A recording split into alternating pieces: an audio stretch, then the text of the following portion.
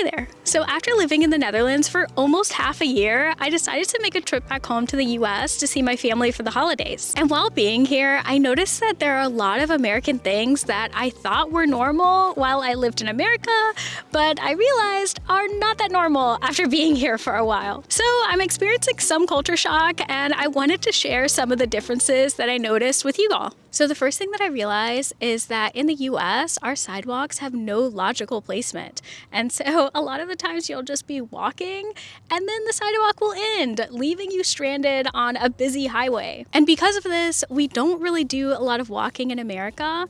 And so it's really jarring coming back from the Netherlands, where I felt like I could walk anywhere, to now being in the US, where I definitely have to drive my car if I want to get anywhere other than my neighborhood. Because in most places in the US, outside of our big cities like Chicago, New York, or LA, it's just not safe to walk around here. And it might sound weird, but I would literally be putting myself in danger trying to walk to the grocery store. But to be fair to the US, I do have to admit that I have kind of missed my car. I think that car culture is a really ingrained thing in American society, and I didn't even realize that I felt that connected to my car until I was away from it.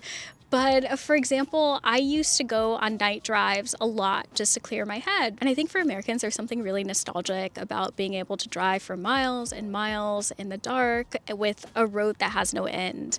It's just very calming. And I don't think that that's something that you can easily explain to someone who's never experienced a car culture like we have here in the US. But if I had to choose, it does feel better mentally and physically to be able to walk wherever I need to go. Okay, so the second thing that I noticed is that the shopping experience in the US is on a completely different level than in the Netherlands. They're almost on two completely different planets with how different they are. Going into an American grocery store again made me realize how crazy of a sensory experience American grocery stores can be. First off, they're so much bigger than any grocery store in the Netherlands, and the aisles seem to go on forever. And I swear that the lights are a bit brighter and the music is louder as well. So the first time that I set foot in an American grocery store again, I felt like I was about to have a panic attack with everything that was going on around me. But to give the US some grace again, I do have to admit that I love how many different spices we have, the variety of foods, and also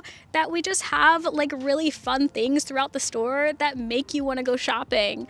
And so I know that the US is a much more consumeristic society than countries in Europe, and so this definitely plays into that, but it's very much so a thing to just go to Target for fun here and just like go to a grocery store for fun, because they make it an experience and they make it really fun to be there, which is not something that is common in the Netherlands, at least. Also, I had this experience in Target that made me realize that, oh God, I can't believe I'm going to say this, but I actually kind of miss small talk. So I was standing in line and I pointed out this magazine to my boyfriend, and the magazine had on it the guy from The Office, and it said that he was the sexiest man of the year.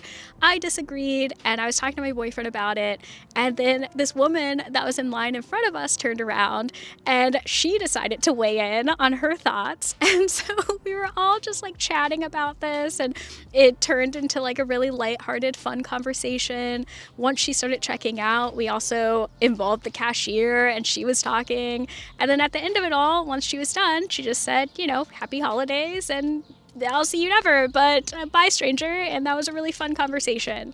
And yeah, I realized how much I missed it, because it does make you feel more connected to the people around you. And I know that a lot of Europeans say that this is very surface level and that you're not really connecting with people.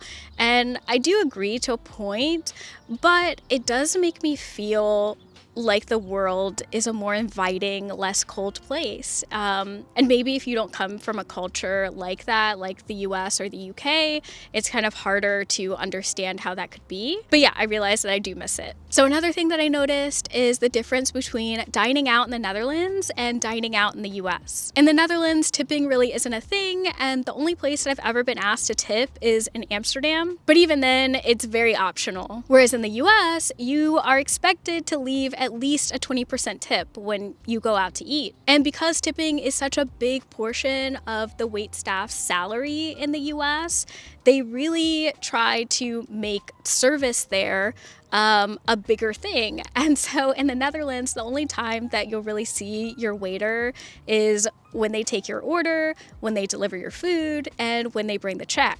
But in the US, your waiter will be there throughout the whole meal. They'll be there to check on you, to see if you need anything else.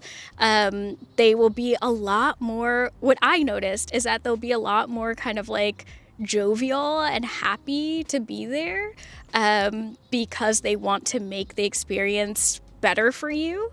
Whereas in the Netherlands, it's kind of like they're just there to provide a service. But I do think that that's because of the difference in tipping culture. Also, needless to say that the portion sizes here are huge and you would never see anything like this in the Netherlands. Okay, the last thing that I noticed is that the bathroom stalls in the US are pretty weird and invasive. They have these huge openings where you can just peer right in and see everything. Whereas in the Netherlands, there's actually full doors to the stalls because, you know, that's the normal, sane thing to do. Anyways, these were just a few reverse culture shocks that I noticed after being back in the US, but I'd love to hear your thoughts on some of these and if you thought any of these were interesting or weird or whatever. But that's it for now, and I'll see you in the next video. Bye!